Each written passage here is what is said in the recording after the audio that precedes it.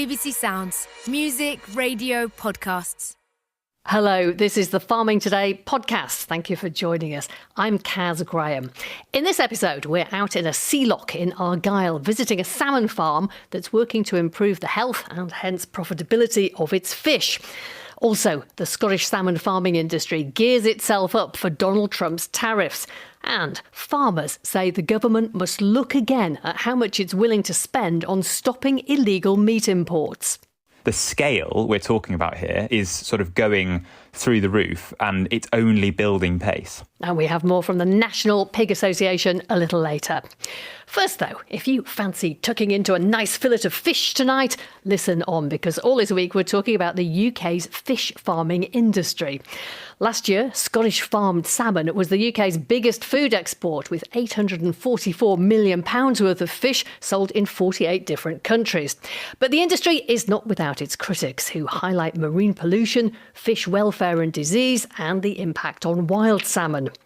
Salmon farming is big business on the west coast of Scotland. The Norwegian company MOWI employs more than 1,600 staff there, and we've been looking into how the business is addressing criticism of the industry. With the first of two reports this week, here's Richard Baines. My name's Dougie Hunter. I'm Technical Director for MOWI in Scotland. We're out here in Loch Etive in Argyll. We're just heading out to see our cage sites. MOWI are trying a new way to boost the health and survival rate of their salmon. Instead of being moved out to sea cages as tiny smolts, they're grown much bigger here. Although it is a sea loch, just by the bathymetry and its geology, it's quite a constrained area, which makes the loch very brackish or low salinity water. So we're kind of using that natural system to grow post-smolts here in Loch Etive. I'm Alan Murdoch, I'm the Operations Manager at Loch Etive. We'll be taking our smolts in here. We'll stock all 6 cages on this site. The very first day we'll put them onto the machine feeding. The first few months we get embedded in, growing them up to between half a kilo and a kilo. And that makes them that wee bit more robust and ready to handle the outer seas. MOWI are not the only fish farmers who've tried this tactic. Bakkafrost has built large specialist tanks in Scotland for growing post-smolts bigger before transfer. We've got these sample bins here which we fill with water, an anaesthetic for the fish. Careful checks are made at Loch Etive to see if the fish are affected by lice, which are a naturally occurring parasite. We'll take 20 fish from each cage and we'll put them in this bin. We use this hand net to take our fish out. It's got a soft mesh on it as well, so there's no damage to the fish. And what we're looking for is any lice on the fish. So we'll count every individual lice on that fish and record that. Lice affect the health of the farm fish, but can also impact on wild fish migrating past fish farms. In terms of the potential risk to wild smolts out migrating from the river systems here, we obviously want to do our duty and make sure that we keep the lice levels during that out migration period as low as possible. The lice levels on our fish now are at the lowest for over a decade.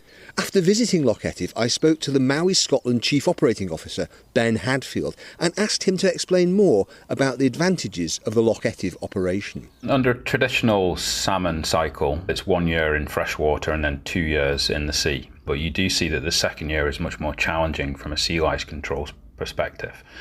So with post-smolt, what you're doing is farming them in one location in brackish water where you get less sea lice challenge and you get less challenge to the gills, moving them to a location where they're there for just 1 year. So you basically double the frequency of fallowing events. But whatever progress MOWI makes in reducing sea lice, they are contentious. The firm is involved in a string of appeals against the latest rules from its regulator, the Scottish Environmental Protection Agency, on lice management. The rules are based on computer modelling. It ended up with the model exaggerating 5 times the level of sea lice on the farms. SEPA in part were responding to criticism from the ENGO sector, just an extreme view of the precautionary principle. SEPA said it had received over 200 appeals from fish farm companies. It said it will continue to implement the sea lice regulatory framework to ensure environmental protection. That's Richard Baines reporting. And tomorrow he is off to the island of Colonsay to hear about the trend for deep water fish farms. France is the biggest export market for Scottish farmed salmon, followed by the USA. Last year, the US imported £225 million. That's nearly £250 million worth of Scottish fish. So how secure is that market now with President Trump's new trade tariffs? Tavish Scott, CEO of Scottish Salmon, the body that represents the industry, has been speaking to Charlotte Smith. I think at the moment it's too early to tell precisely what that impact will be. But what we are reassured by is the contacts we've had from importers of salmon from Scotland, very strongly supporting the continuation of that trade, looking forward to medium and longer term contracts. So that's encouraging. Could there be an impact actually to the rural economy in Scotland? Because fish farming is quite an important part of that. What we've done straight after the announcement by President Trump is to communicate and write to both governments, London and Edinburgh, asking for help with what I might loosely describe as the internal market of the UK, making sure that the parts that government are responsible for are made as effective and as efficient as they can be. So, for example, the regulation of aquaculture in Scotland is still carried out by 4 separate bodies. An independent report some years back said that should be one body. And similarly with the UK government, we need some help with European health certificates for exporting into the European Union. And we need the new Labour government in London to get rid of the paperwork and make that all electronic. There are still critics of salmon farming, particularly on welfare and the environmental impact. Let's talk about the welfare first. There has been an improvement in mortality. So actually you were at 82.3% of survival. Is that an acceptable rate of loss in a farming system? So we'd always want to be better. Survival, as you rightly say, is at a 4-year high, and that's the result of £1 billion of investment by our businesses. Do we want to be better? Absolutely. Every single day of the week, our people are working on improving those numbers. What sort of things make a difference? What can you invest in that actually changes things? Well, we've invested very heavily in ever greater understanding of what's happening in the marine environment. That means everything from practical kit to new monitoring equipment. That's where the introduction of AI technology in terms of how we feed our fish is helping our people become even better at what they do. How much of an issue is a changing warmer climate, which encourages things like lice and jellyfish? Well, it was a very significant issue in 22 and 23 because of that El Nino effect. But the figures that we've just discussed illustrate that that's changed and the longer term trends are more encouraging. We just have to keep alive to that. And that's why I emphasise the investment that our businesses are making in technology, in innovative practices. It's also a point about the importance of a consenting change, the regulatory regime being more understanding of modern farming practice. Although some would be nervous about that because they would say that yours is an industry which has an environmental impact. It can't not, because you're putting a farm into either the sea or a loch or whatever. And that needs as much regulation as is possible, really. And I agree with that. It's very important that we are properly regulated, and by gosh, are we. My point is not less regulation, my point is better regulation. Some campaigners have called for a halt on new farms in Scotland. How much scope actually is there for expansion? There is room for the right kind of expansion. Some of that would be the consolidation of farms into deeper water sites further away from some of the inland voes and sea lochs that we currently use. But for that to happen, we need to see changes to the consenting and regulatory process that I've been describing, and that's sadly been a bit slow to happen. And for some, that will fill them with horror because they will think, hang on, we don't want to spread this out into deeper water, into other parts of the sea that we haven't used yet. That's they will say is a very bad idea. There are opponents to every kind of farming. Food security is ever more significant. So the kind of attitude which says you must stop seems to come from those who frankly just want to close us down. And I'm afraid that's frankly and thankfully not part of government thinking. That's Tavish Scott, CEO of Salmon Scotland. And tomorrow we will hear from one of the industry's critics, the campaign group Wild Fish. Farmers are calling for the government to look again at the amount of funding it provides to stop illegal meat imports coming into the country. The Dover Port Health Authority, which carries out the checks, has been offered £3.1 million by DEFRA for this financial year, the same amount as last year. But it says that the funding is too low and will make delivering its remit immensely challenging and will leave the border largely open. Well, with an increasing number of confirmed cases of foot and mouth disease and African swine fever on the European mainland, there are concerns that the UK isn't doing enough to prevent these serious contagious livestock diseases from entering the country. Tom Haynes is Head of Policy for the National Pig Association. We were very concerned that there would be a cliff edge and no funding. So the fact that there is a settlement is good news. But this funding, it's just a rollover of what was agreed last year. But even that funding alone only delivers a 20% operational coverage at the Port of Dover. There is therefore 80% of the time there is no checks going on whatsoever.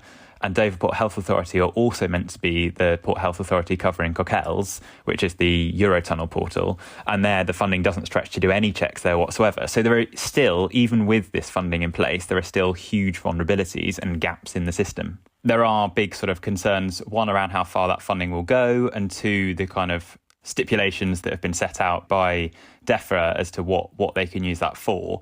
The big kind of concern being the ongoing or lack thereof use of official vets at the border.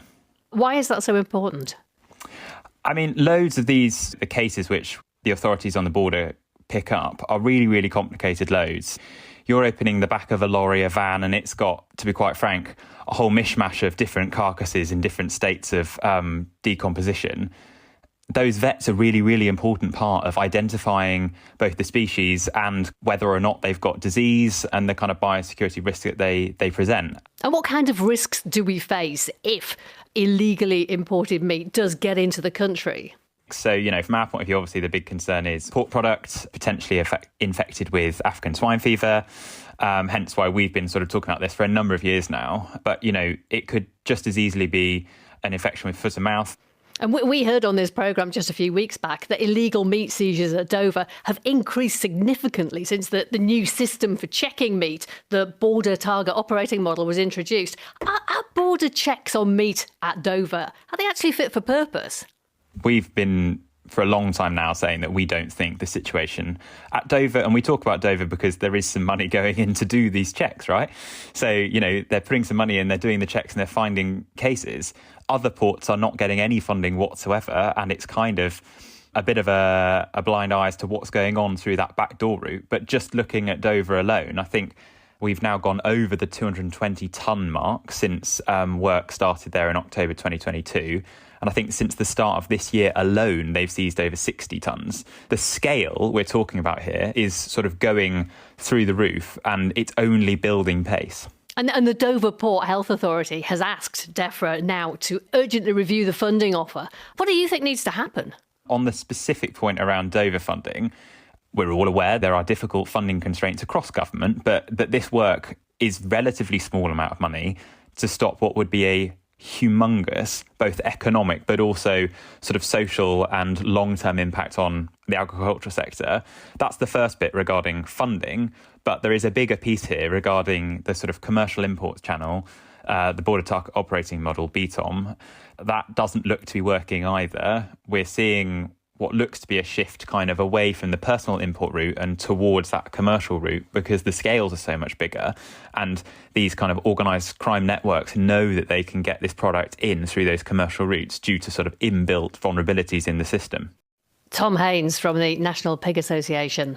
We asked the Department for Environment, Food and Rural Affairs about the level of funding it's offered. And in a statement, it told us, we remain committed to agreeing an appropriate funding model for 2025-26 with Dover Port Health Authority to help tackle illegal imports with a sharp focus on exotic disease safeguard measures. And it also said, we will do whatever it takes to protect our nation's farmers from the risk posed by animal disease. And that is all we've got time for today. I'm Kaz Graham. The producer is Rebecca Rooney. And Farming Today is a BBC Audio Bristol production.